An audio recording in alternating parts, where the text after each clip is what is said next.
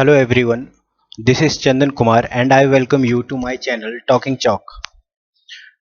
इस टॉपिक के first part में मैंने आपको बताया था इस टॉपिक से रिलेटेड कुछ बेसिक कंसेप्ट, राइट, जिसमें कि एक था calculation of odd days, right. तो आपको पता होगा कि हम नंबर ऑफ ऑड डेज कैसे फाइंड आउट करते हैं। जैसे कि मान लो आपको दिया गया 61 डेज और इसमें से फाइंड आउट करना है कि नंबर ऑफ ऑड डेज क्या होगा, तो आप क्या करोगे, इसे 7 से डिवाइड करोगे। 7 से डिवाइड करने के बाद आप क्या होगा, ये 8 टाइम्स में डिवाइड होगा, यानी कि यहाँ पे क्या आएगा, 56 आएगा। से सॉल्व करने के बाद आपके पास क्या आता है, रिमाइंडर 5। तो ये रिमाइंडर 5 क्या बताता है हमें, नंबर ऑफ ऑड डेज। ये जो रिमाइंडर 5 है मुझे क्या बता रहा है, number of odd days. That means आप क्या कर सकते हो कि जब भी आपको ऑड डेज पूछा गया या फिर आपको जरूरत पड़ी नंबर ऑफ ऑड डेज निकालने के लिए, तो आप क्या करोगे, जो भी टाइम पीरियड आपको दिया गया उसे आप 7 से डिवाइड करोगे। जो भी रिमाइंडर आएगा वो क्या होगा, number of odd days, right. तो अब इसी कंसेप्ट को यूज करके हमने क्या किया था कि कुछ टेबल फॉर्म किया था, जिसमें कि क्या था कि 100 ईयर्स की अगर मैं बात करूं तो उसमें जो नंबर ऑफ ऑड डेज होगा वो क्या होगा, 5 के बराबर होगा।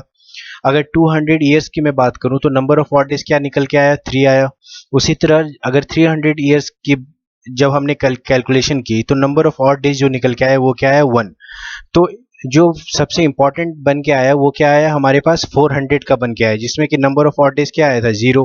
तो अगर आपको ये समझ में नहीं आया तो आप क्या कर सकते हो, वापस इसी टॉपिक के फर्स्ट पार्ट वीडियो को आप फिर से देख सकते हो। आपको वहां से समझ में आ जाएगा कि 400 ईयर्स में 0 ऑड डेज क्यों आए। और इसी ऑड डेज के कंसेप्ट पे हमने क्या फाइंड आउट किया कि अगर जनवरी में 31 डेज है और यहाँ पे मुझे नंबर ऑफ ऑड डेज निकालना हुआ, अगर कंप्लीट जनवरी की बात करूं तो आपको पता होगा कि जनवरी में 31 डेज होता है और यहाँ पे ऑड डेज निकालना है मुझे, नंबर ऑफ ऑड डेज। तो मैं यहाँ क्या करूंगा, 31 को 7 से डिवाइड करूंगा, जिससे मुझे रिमाइंडर निकल के आएगा 3। और ये 3 मुझे क्या बता रहा है, number of odd days in full January. अब देखो फैब में दो कंसेप्ट आ रहा था, एक नॉर्मल ईयर का और एक लीप ईयर का। तो नॉर्मल ईयर के केस में आपको पता है कि फैब में कितने दिन होते हैं, 28 दिन, और लीप ईयर के केस में 29 दिन। तो जब आप 28 को 7 से डिवाइड करोगे तो 28 क्या है, 7 से कंप्लीटली डिविजिबल है। दैट मीन्स जो रिमाइंडर आएगा वो क्या आएगा, 0। दैट मीन्स अगर कोई ईयर नॉर्मल ईयर है और फैब की कंप्लीट फैब की मैं बात करूं तो नंबर ऑफ ऑड डेज क्या आएगा, 0। लेकिन वही मैं अगर लीप ईयर की बात करूं तो नंबर ऑफ ऑड डेज क्या बन के आएगा, 1 बन के आएगा। अब देखो मार्च में वापस 31 डेज, तो नंबर ऑफ ऑड डेज क्या आ गया, 3। अप्रैल में 30 डेज, तो नंबर ऑफ ऑड डेज क्या आ गया, 2। अब देखो जुलाई अगस्त ऐसे 2 महीने हैं जिसमें क्या होते हैं, 31 डेज लगातार आते हैं, ठीक है। अब जब 31 डेज लगातार आते हैं तो नंबर ऑफ ऑड डेज भी क्या होगा, जुलाई में 3 और अगस्त में भी क्या होगा, 3। तो आपको क्या करना है, ये टेबल रिमाइंड करके रखना है। अब देखो नेक्स्ट जो हमारे पास था कि अगर मैंने जब जो भी प्रॉब्लम दिया गया, जो भी मेथड मैंने बताया आपने सॉल्व किया, तो फाइनल जो वैल्यू आ रहा था यानी कि नेट ऑड डे जो बन के आ रहा था वो अगर 1 आ रहा था तो 1 के केस में आंसर क्या हो जाएगा, Monday. That means first day of the week हम क्या कंसीडर कर रहे थे इस मेथड से, मंडे। 2 आ रहा था तो ट्यूसडे, 3 आ रहा था वेडनेसडे, और इसी तरह करके हमने क्या किया था, 0 तक।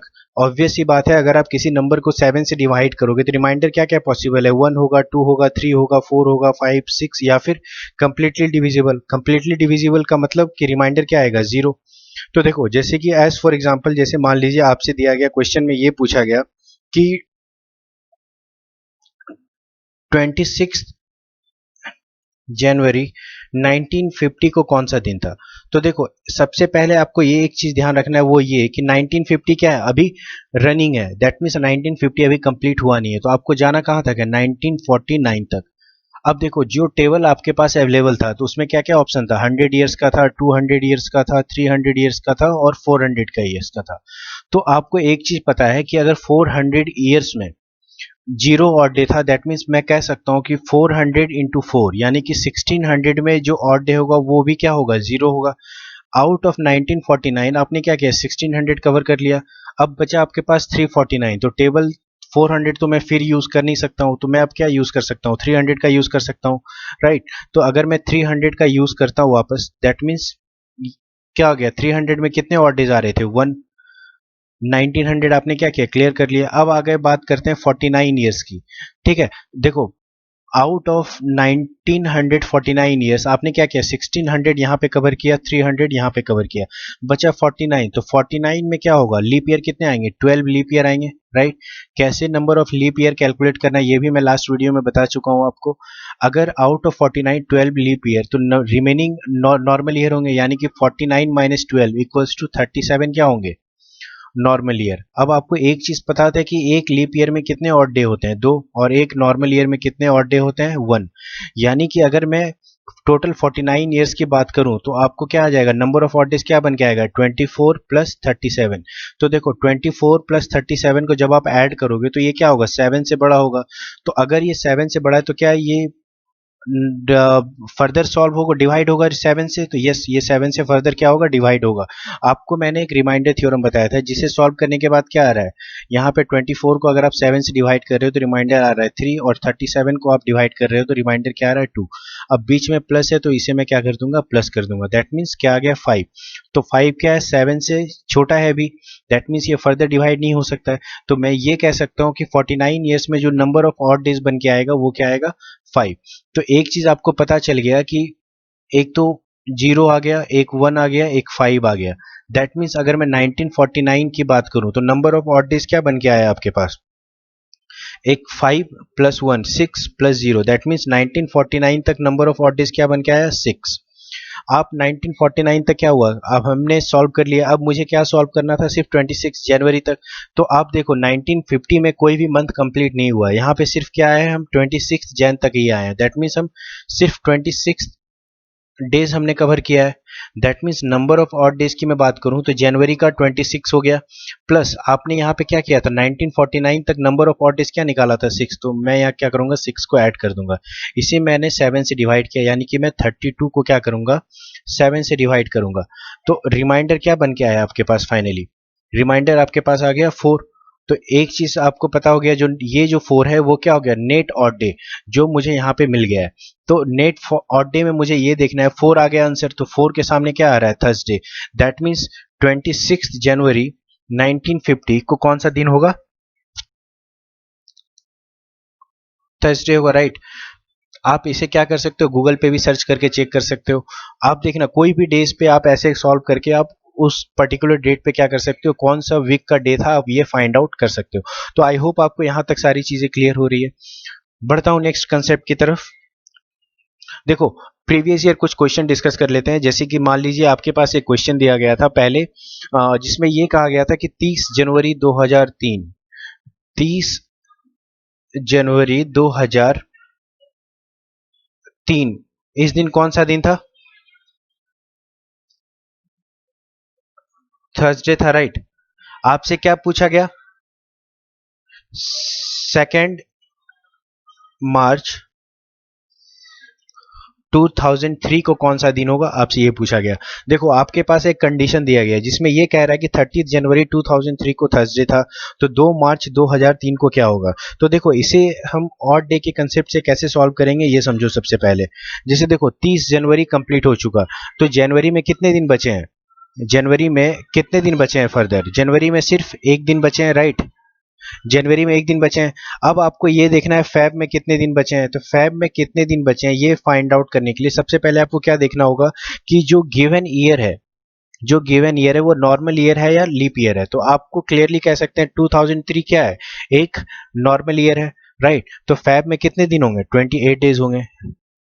अब आ जाओ मार्च पे, तो मार्च में देखो मुझे कहां तक जाना है, सिर्फ 2 मार्च तक जाना है और उससे फर्दर नहीं जाना है। दैट मीन्स 2 दिन ही मुझे कवर करने हैं। तो इन टोटल आपके पास क्या आ गया वैल्यू, दैट मीन्स 31 आ गया। अब मुझे नंबर ऑफ ऑड डेज निकालना है, तो मैं इसे क्या करूंगा, 7 से डिवाइड करूंगा और चेक करूंगा कि रिमाइंडर क्या आ रहा है। तो यहाँ पे जो रिमाइंडर बन के आ रहा है वो क्या आ रहा है, 3 आ रहा है, ठीक है। रिमाइंडर क्या बन के आ रहा है, 3। तो 3 कहाँ से आ रहा है, थर्सडे से आ रहा है। ये नहीं कि आप 3 आ रहा है तो आपने टेबल के अकॉर्डिंग आपने क्या किया, वेडनेसडे मार्क कर दिया, नहीं। यहाँ पे आपके पास रेफरेंस क्या है, थर्सडे है। तो इससे आपको थर्सडे में क्या करना है, 3 दिन और ऐड कर देना है, जिससे कि आंसर आपके पास क्या आ जाएगा, थर्सडे के बाद Friday Saturday Sunday. That means जो इस क्वेश्चन का आंसर आएगा वो आ जाएगा संडे, राइट। आप इस क्वेश्चन को इजीली सॉल्व कर सकते हो। बढ़ते हैं नेक्स्ट क्वेश्चन की तरफ।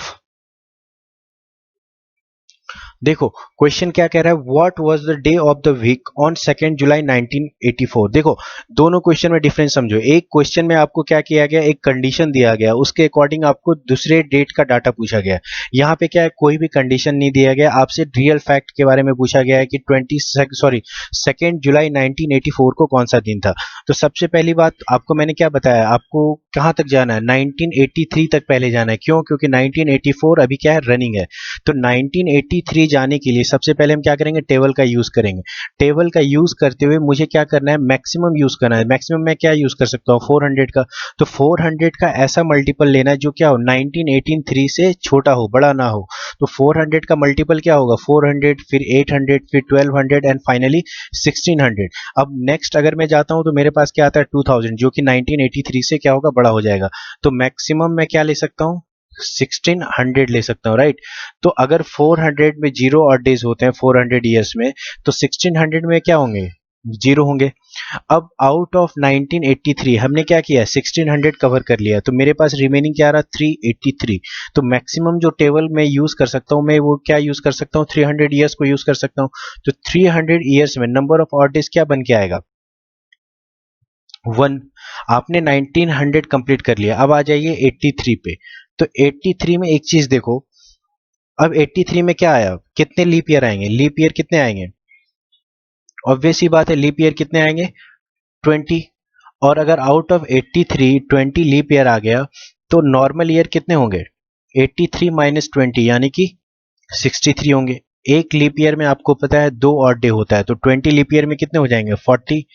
और 63 नॉर्मल ईयर, एक नॉर्मल ईयर में एक ऑड डे, तो 63 में क्या हो जाएगा, 63। अब इसे मैं क्या करूंगा, 7 से डिवाइड करूंगा, बिकॉज ये क्या हो रहा है, 7 से बड़ा हो रहा है।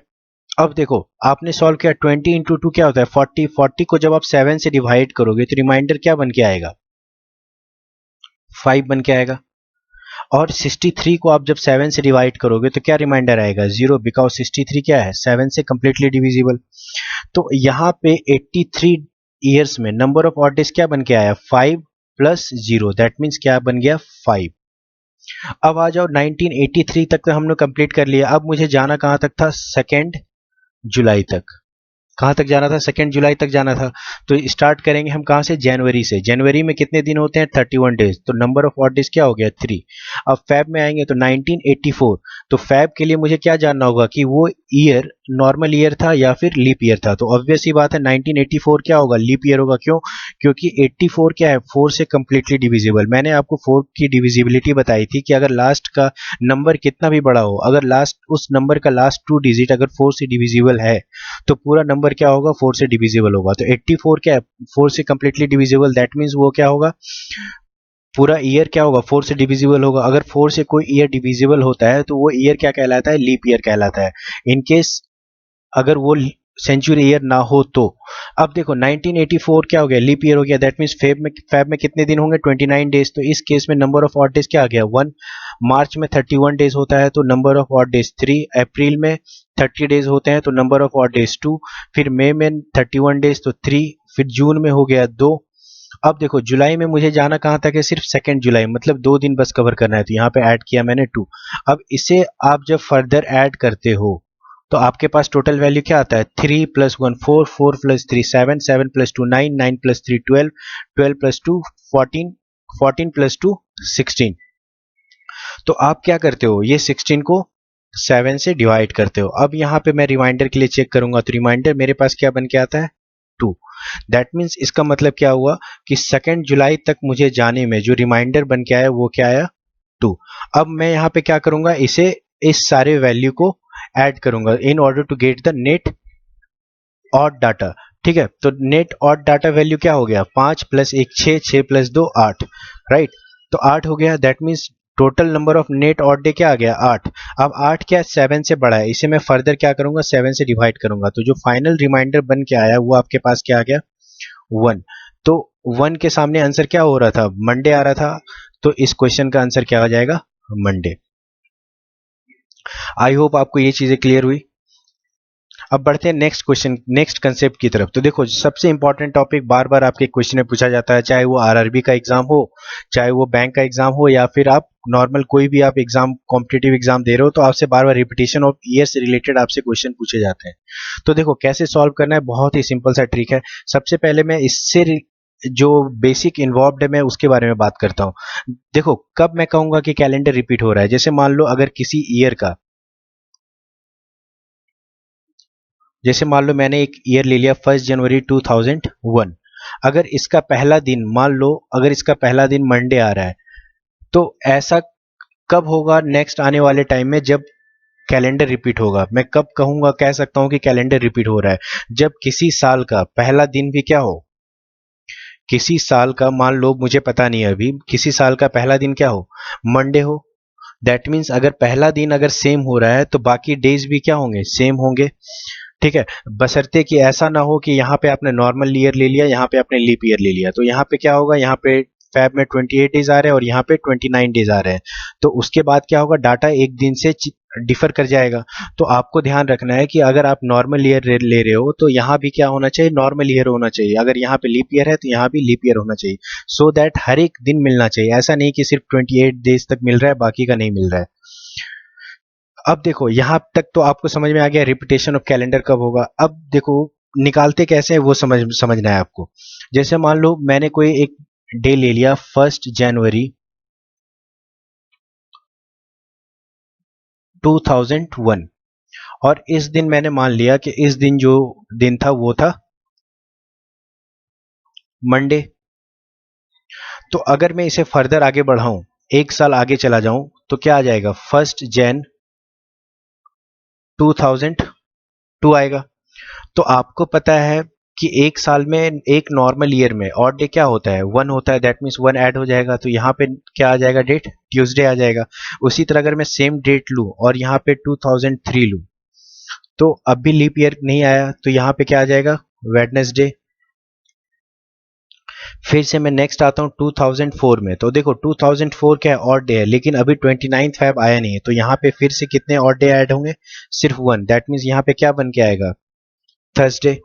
और मैं इसे फर्दर सॉल्व करूं तो देखो क्या आ रहा है, 2005। अब देखो 29 फेब 2004 ये वाले पीरियड के बीच में आ रहा है, तो यहाँ पे कितने ऑड डे ऐड होंगे, 2 ऑड डे। दैट मीन्स यहाँ पे अब बन के आएगा, क्या आएगा, सैटरडे। अब मैं अगर आ जाऊं 2006 पे, तो कितने ऑड डेज ऐड होंगे, 1। तो यहाँ पे क्या आ गया, संडे। फिर मैं आ जाऊं 2007 पे, तो यहाँ पे क्या आ गया, मंडे। देखो अब यहाँ पे समझो, इसका पहला दिन मंडे आ गया और इसका भी पहला दिन क्या आ गया, मंडे आ गया। ये भी क्या है, नॉर्मल ईयर, और ये भी है नॉर्मल ईयर। दैट मीन्स मैं कह सकता हूँ कि 2001 का जो कैलेंडर होगा एग्जैक्टली सेम होगा किसके, 2007 के कैलेंडर से। तो ये कब हुआ, कितने साल के बाद हुआ, 1 साल के बाद, 2 साल के बाद, 3 साल के बाद, 4 साल के बाद, 5 साल के बाद और 6 साल के बाद। दैट मीन्स आफ्टर 6 ईयर्स क्या हुआ, कैलेंडर 2001 का रिपीट हुआ। तो क्या यहाँ से आप एक रिजल्ट निकाल सकते हो कि हर एक ईयर का कैलेंडर जो है 6 साल के बाद रिपीट होगा? तो इसका आंसर होगा नहीं। देखो हर एक ईयर का डाटा जरूरी नहीं कि हर 6 साल के बाद रिपीट हो। तो इसके पीछे देखो एक सिंपल सा ट्रिक है, कैसे आप फाइंड आउट करोगे, मैं एक सिंपल सा बताता हूँ। देखो इतना टाइम आपके पास एग्जाम में होगा नहीं कि आप ये सारे टेबल को फॉलो करो, तो ये मेथड आपको क्या करना है, एग्जाम में फॉलो नहीं करना है। देखो क्या एग्जाम में फॉलो करना है मैं वो बताऊंगा, एक सिंपल सा स्टेप है, आपको समझना है। देखो सबसे पहले अगर कोई ईयर आपको दिया गया और आपसे ये पूछा गया कि उस ईयर का कैलेंडर कब रिपीट होगा, तो आपको सबसे पहला स्टेप जो आपको लेना है वो क्या होगा कि आपको वो ईयर को 4 से डिवाइड करना होगा। ठीक है, आपको क्या करना होगा, 4 से डिवाइड करना होगा और उसके रिमाइंडर को चेक करना होगा। अब देखो अगर कोई नंबर को 4 से डिवाइड कर रहे हो तो आपके पास क्या क्या पॉसिबिलिटी बन के आता है, या तो रिमाइंडर 1 होगा, या 2 होगा, या फिर 3 होगा, या फिर 0 होगा। ये 4 पॉसिबिलिटी बनती है। ठीक है, या यहाँ पे कितनी पॉसिबिलिटीज बनती है, सिर्फ 4 पॉसिबिलिटीज बनती है। तो देखो जैसे फॉर एग्जांपल मान लो मैंने ले लिया, जैसे कि मैंने एग्जांपल में लिया था 2001 लिया था, मुझे चेक करना है 2001 का कैलेंडर कब रिपीट होगा। तो मैं क्या करूंगा, इसमें इसे 4 से डिवाइड करूंगा। तो जब मैं इसे 4 से डिवाइड कर रहा हूं तो 5 टाइम्स में कितना आ गया, 20। दैट मीन्स ये कंप्लीटली डिविजिबल। फिर आ गया जीरो, डिवाइड होगा नहीं, दैट मीन्स क्या करेंगे हम, जीरो यहाँ पे और इंसर्ट करेंगे। अब आ गया वन, राइट, तो जीरो। अब यहाँ पे वन क्या आ गया, रिमाइंडर आ गया, दैट मीन्स ये जो सॉल्व करने के बाद रिमाइंडर आया वन। अब मुझे चेक करना है इस टेबल में, अगर रिमाइंडर वन आता है तो कैलेंडर कब रिपीट होगा, आफ्टर 6 ईयर रिपीट होगा, राइट। दैट मीन्स 2001 का कैलेंडर कब रिपीट होगा, आफ्टर 6 ईयर्स, दैट मीन्स 2007 में रिपीट होगा। तो देख रहे हो कितना इजीली आप इसे सॉल्व कर पा रहे हो, जबकि हमने लास्ट स्टेप में देखा था, जो मैंने एग्जांपल डिस्कस किया था, देख रहे थे वो कितना लेंदी हो जा रहा है और ये कितना इजी हो जा रहा है, तो आपके लिए काफी कन्वीनियंट हो जाता है। अब जैसे मान लो मैं दूसरा एग्जांपल ले लूं 2014, तो 4 से जब आप लास्ट दो डिजिट को डिवाइड कर रहे हो तो रिमाइंडर क्या बन के आ रहा है, 2। तो पूरे नंबर का रिमाइंडर क्या आएगा, 2 आएगा। तो 2 के केस में क्या हो रहा है, कैलेंडर कब रिपीट कर रहा है, 11 साल। अगर रिमाइंडर 3 भी आता है तो 11 साल। अगर रिमाइंडर 0 आता है, देखो 0 कब आएगा, जब कोई ईयर लीप ईयर होगा, राइट। अब कोई ईयर लीप ईयर होता है जब वो 4 से कंप्लीटली डिविजिबल होता है, यानी कि रिमाइंडर 0 होता है। तो जब भी अगर रिमाइंडर 0 आता है तो उसका कैलेंडर कब रिपीट होगा, 28 साल के बाद रिपीट होगा। जैसे मान लो अगर मैं बात करूं 2020, तो 2020 क्या है, एक लीप ईयर है, क्योंकि 20 क्या है, 4 से कंप्लीटली डिविजिबल, दैट मीन्स 2020 भी क्या होगा, 4 से कंप्लीटली डिविजिबल। तो इसका कैलेंडर कब रिपीट होगा, 28 साल के बाद रिपीट होगा, दैट मीन्स 2048 में इसका कैलेंडर रिपीट होगा, राइट। तो एक काफी सिंपल सा स्टेप बन जाता है अब इस मेथड के थ्रू।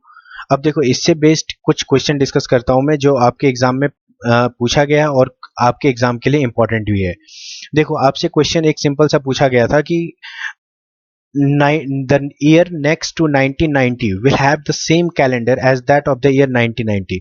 19 अगर सिंपल लैंग्वेज में बात करूं, आपसे ये पूछा गया कि 1990 का जो कैलेंडर होगा फिर से आने वाले किस साल में रिपीट होगा। तो आपको क्या करना था, सीधा 90 लेना था और उसको 4 से डिवाइड करना था। तो जब आप 90 को 4 से डिवाइड करोगे तो आपके पास क्या बन के आएगा, दो रिमाइंडर बन के आ रहा है। तो दो के केस में मैंने क्या बताया था कि अगर रिमाइंडर 2 आएगा तो कैलेंडर कब रिपीट होगा, 11 साल के बाद रिपीट होगा।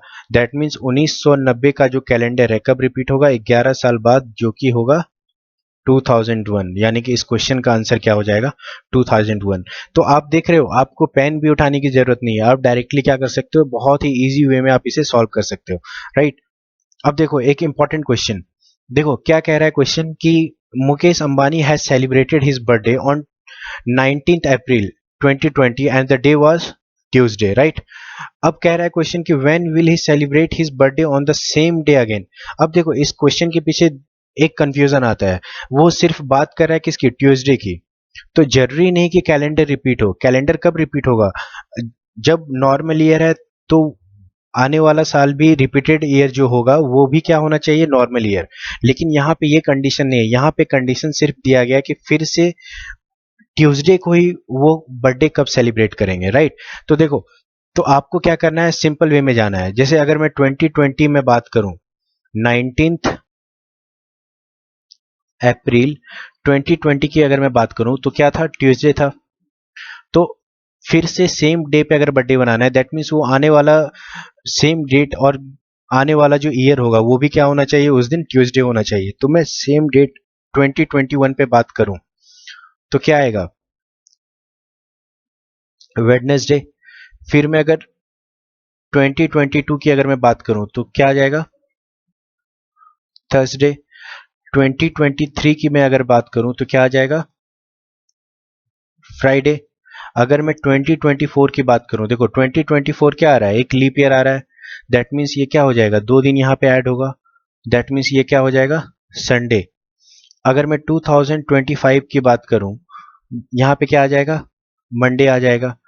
अब मैं 19th अप्रैल 2026 की अगर मैं बात करूं तो यहाँ पे क्या आ रहा है, ट्यूसडे आ रहा है। दैट मीन्स कैलेंडर कब, दैट मीन्स सेम डे पे उनका बर्थडे कब पड़ेगा, 2026।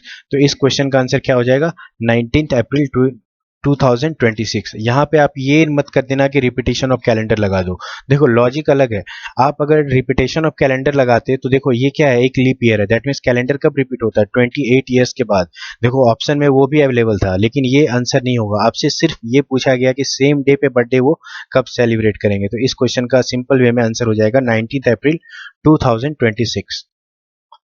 तो आई होप कि आपको मैंने जितने भी कंसेप्ट बताए आपको समझ आए होंगे। नेक्स्ट वीडियो में मैं एक बात करूंगा, लेके आऊंगा एक सबसे इजी ट्रिक, जिससे कि आप क्या कर सकते हो, कोई भी डेट पे कोई भी पर्टिकुलर डेट पे आप उस दिन कौन सा दिन होगा बहुत ही इजीली आप क्या कर सकते हो, फाइंड आउट कर सकते हो। तो आई होप कि ये वीडियो आपको पसंद आया होगा। अगर ये वीडियो आपको पसंद आया है तो प्लीज आप इसे लाइक करें, इस चैनल को सब्सक्राइब करें और इसे अधिक से अधिक शेयर करें। Thank you.